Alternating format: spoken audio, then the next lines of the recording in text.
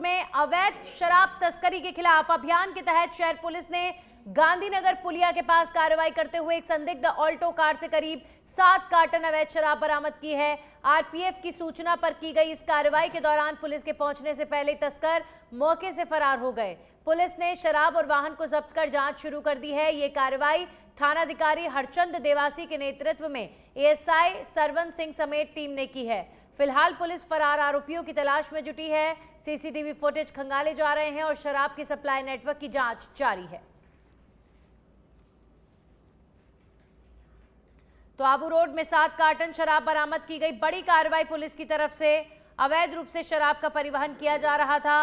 अवैध शराब तस्करी पर पुलिस ने शिकंजा कसा है।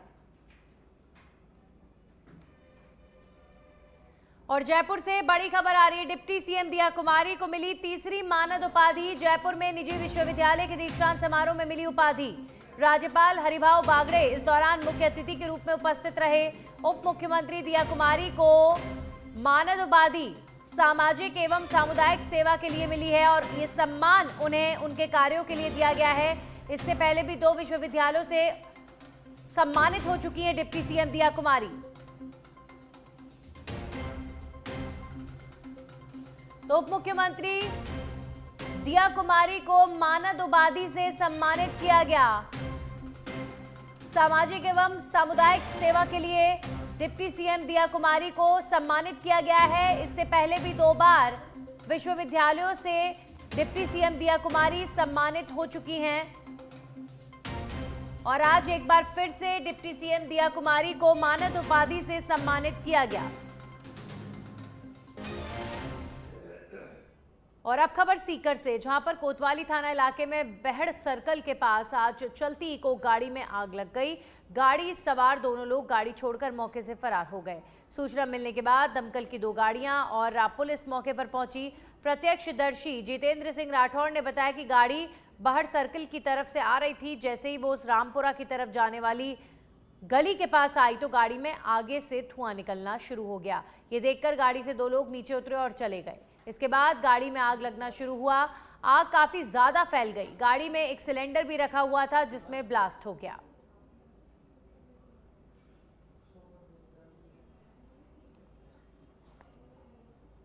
वहीं बांसवाड़ा के दानपुर थाना क्षेत्र में एक सड़क हादसे में 2 युवक गंभीर रूप से घायल हो गए। घटना जहापुरा रोड की बताई जा रही है, जहां पर तेज रफ्तार बाइक अचानक से अनियंत्रित होकर फिसल गई। हादसे में बाइक सवार दोनों युवक सड़क पर गिर पड़े और पूरी तरह घायल हो गए। दुर्घटना के बाद मौके पर अफरा तफरी और चीख पुकार मच गई। आवाज सुनकर आसपास के ग्रामीण तुरंत घटनास्थल पर पहुंचे और पुलिस को सूचना दी गई। सूचना मिलते ही दानपुर थाना पुलिस मौके पर पहुंची और घायलों को 108 एम्बुलेंस की सहायता से जिला अस्पताल भिजवाया गया। घायलों की पहचान रामलाल पुत्र मंसू और संजू पुत्र मुकेश के रूप में हुई है। फिलहाल दोनों घायलों का जिला अस्पताल में उपचार जारी है। पुलिस ने मामला दर्ज कर दुर्घटना के कारणों की जांच शुरू कर दी है।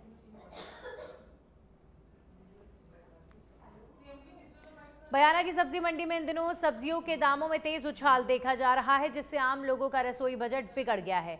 नई सब्जियां 80 से 100 रुपए प्रति किलो तक बिक रही हैं, जबकि नींबू 200 रुपए किलो तक पहुंच गया है।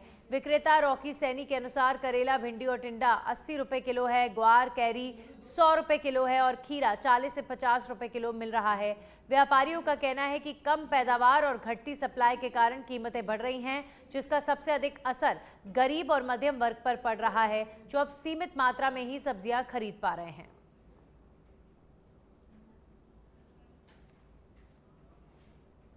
कोटपुतली बहरोड जिले में कोतवाली पुलिस ने राष्ट्रीय राजमार्ग पर विशेष अभियान चलाकर यातायात नियमों की अनदेखी करने वालों के खिलाफ सख्त कार्रवाई की है। यह अभियान सड़क सुरक्षा को मजबूत करने और बढ़ती दुर्घटनाओं पर अंकुश लगाने के उद्देश्य से चलाया गया।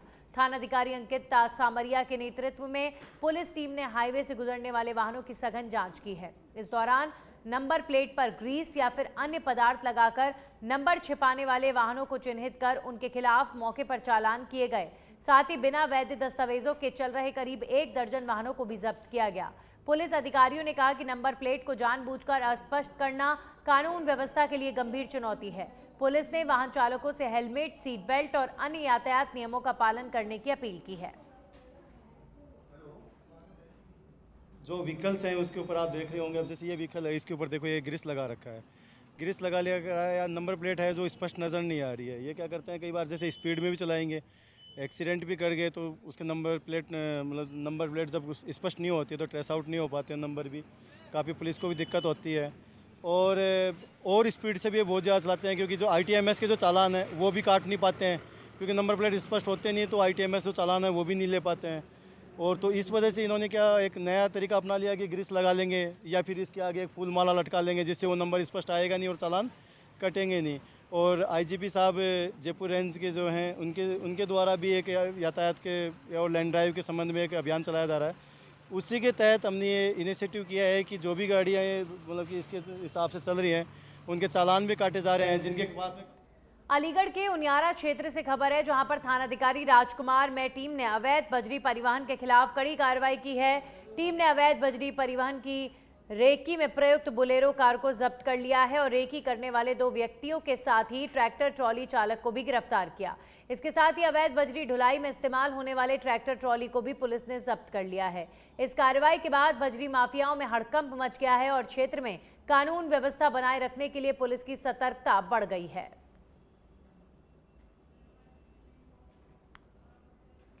भरतपुर के बयाना में कैला देवी झील में भव्य मेला शुरू हो गया है, जो 15 दिनों तक चलेगा और इसमें बड़ी संख्या में श्रद्धालुओं के आने की उम्मीद है। मेले का शुभारंभ बयाना उपखंड अधिकारी दीपक मित्तल ने पूजा अर्चना के साथ किया। देवस्थान विभाग और प्रशासन ने मेले के लिए व्यापक तैयारियां की हैं, जिसमें सैकड़ों दुकानों की सजावट, मंदिर परिसर की रौनक, श्रद्धालुओं की सुविधा के लिए अतिरिक्त पुलिस जाब्ता, पार्किंग और 4 व्हीलर मार्ग की व्यवस्था तथा मेले और मंदिर के पास बैरिकेडिंग शामिल हैं। मंदिर के पास काली सील की सफाई कर उसमें शुद्ध पानी भरा गया है ताकि श्रद्धालु स्नान कर सकें।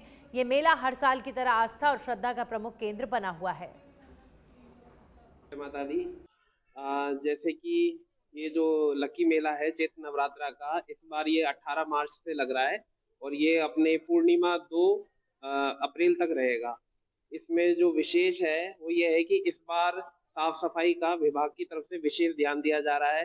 जो पानी की व्यवस्था है वो सुचारू रूप से है। जो कुंडा की हमेशा जो अव्यवस्था रहती थी उसमें भी विशेष रूप से इस बार जो हमारे AC साहब हैं उनके द्वारा, कलेक्टर साहब के द्वारा विशेष रूप से ध्यान दिया गया है।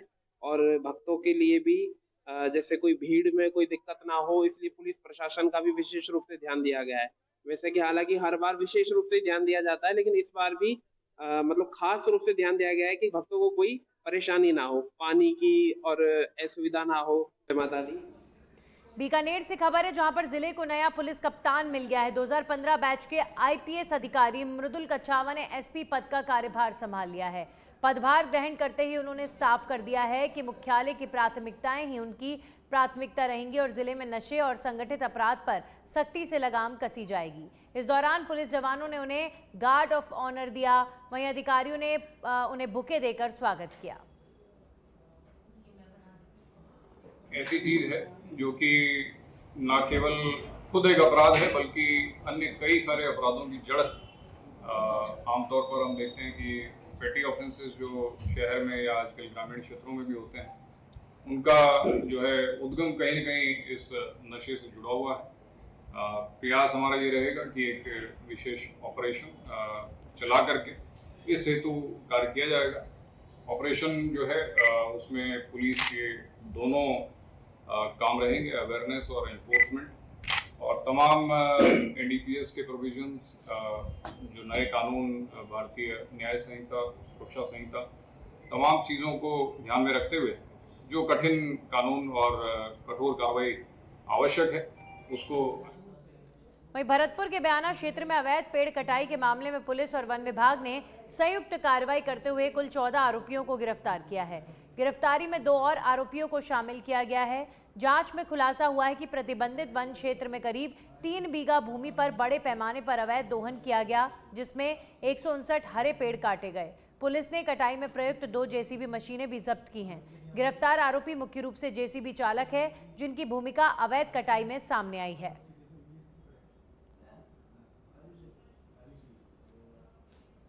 बारां जिले के अंता में पुलिस ने यूथ कांग्रेस के पूर्व जिलाध्यक्ष शरद शर्मा पर हुई फायरिंग के मामले में 3 आरोपियों को गिरफ्तार किया है। आरोपियों की पहचान अजय सुमन, नीरज सुमन और रोहित गोस्वामी के रूप में हुई है। पुलिस ने आरोपियों के कब्जे से एक देसी कट्टा और एक देसी पिस्टल बरामद किया है। साथ ही घटना में प्रयुक्त बाइक भी जब्त की गई है।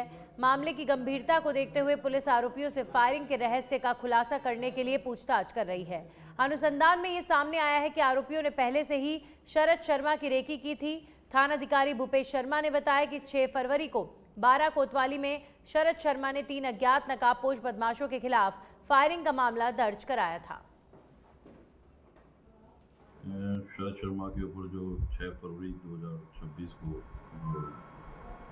जान से मारने का हमला हुआ था, उसके अंदर जब हमने कैमरा वगैरह देखे तो 3 अपना फेस ढके हुए व्यक्ति मोटरसाइकिल पे उनका लगातार रैकी करना और पीछा करना जानकारी में आया। और आगे चीज़ें को जब गहनता से अनुसंधान किया गया, जांच की गई, तो पता लगा इनके नामों की पुष्टि हुई, जिसको कि फरियादी ने स्वयं ने डिटेल भी किया। कालांतर में जब ये पथरौली मेरे पास में ट्रांसफ़र हुई तो इसके पीछे मुखबिर लगाए गए। मुखबिर लगाने के बाद में इन तीनों को हमने डिटेन किया, जिसमें रोहित, नीरज और अजय, ये तीनों लड़के 12 के हैं। इन तीनों को हमने डिटेन किया। आरोपी ने ये फायरिंग के पीछे क्या जताई मंशा सर? नहीं, अभी वो एक अनुसंधान का विषय है, क्योंकि कुछ टेक्निकल चीज़ें हम लोग निकलवा रहे हैं। जयपुर के चोमू से बड़ी खबर है। थाना मोड़ पर वकीलों ने NH-52 पर हुए तेज रफ्तार थार हादसे के विरोध में जोरदार प्रदर्शन किया है। वकीलों का आक्रोश विशेष रूप से मृतक वकील विजेंद्र सैनी और रिटायर्ड शिक्षक की मौत को लेकर था। उन्होंने चोमू थाने के सामने धरना देते हुए आरोपियों के खिलाफ सख्त और त्वरित कार्रवाई की मांग की है।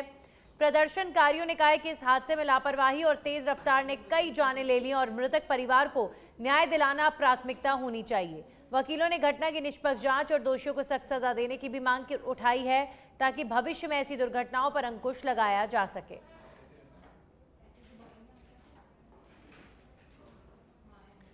वहीं बांसवाड़ा जिले के कुशलगढ़ इलाके से खबर है, जहां पर हिंडोलिया चारण गांव में सरकारी वाहनों पर पथराव की गंभीर घटना ने कानून व्यवस्था पर सवाल खड़े कर दिए हैं। इस मामले में पुलिस ने तेजी दिखाते हुए 35 लोगों के खिलाफ केस दर्ज किया और अब तक 13 आरोपियों को डिटेन कर लिया गया है।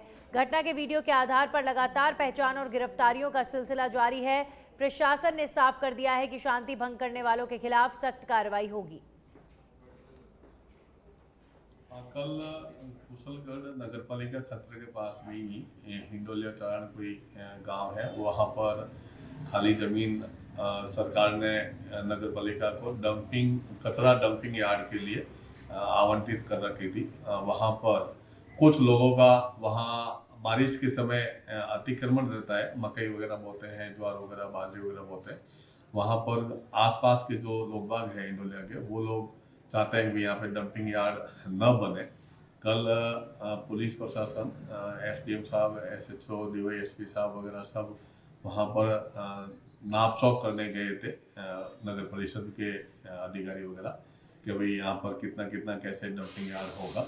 इतने में वहाँ आसपास जो लोग बारिश के समय अतिक्रमण करते हैं, वो लोग सारे आजू बाजू में जो पहाड़ी हैं छोटी छोटी, उन पहाड़ियों पे चढ़ के पथराव कर दिया, जिसमें 5-7 पुलिसकर्मियों के चोटें भी आई है और प्रशासन की 1-2 गाड़ियों के कांच वाच टूटे हुए हैं। इस बारे में 2 प्रकरण दर्ज किए गए हैं। CI साहब की तरफ से, SHO साहब की तरफ से एक मुकदमा दर्ज हुआ है।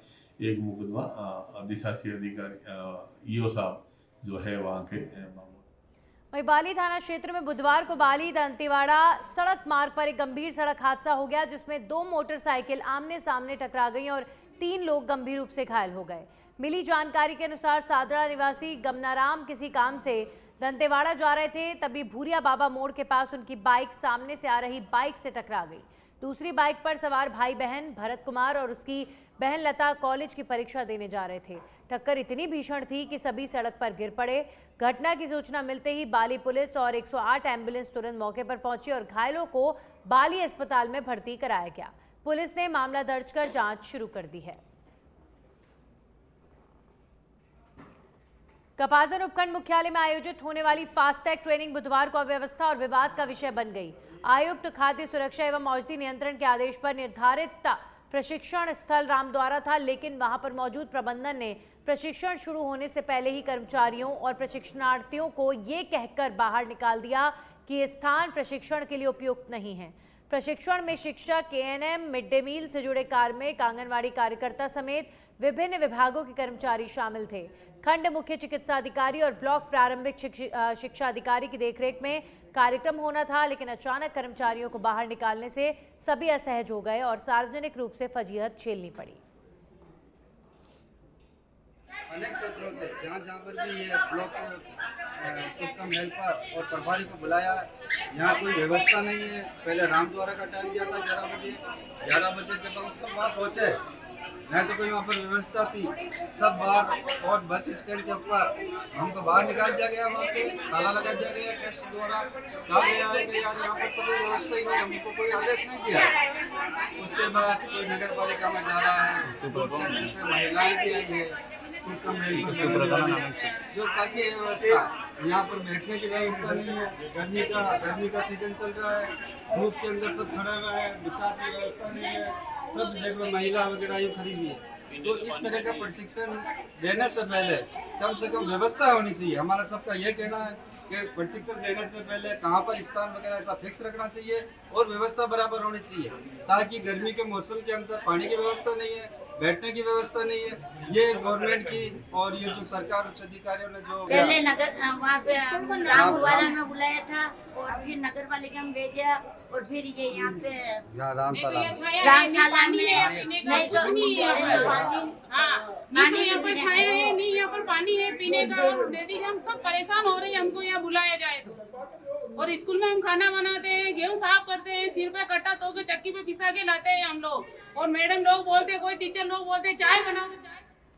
वहीं बालाघाट जिले के कटंगी थाना क्षेत्र के ग्राम जाम में स्थित प्राचीन जामेश्वर मंदिर की राम भक्त हनुमान प्रतिमा को अज्ञात व्यक्ति ने आग के हवाले कर दिया, जिससे गांव में भयंकर आक्रोश फैल गया है।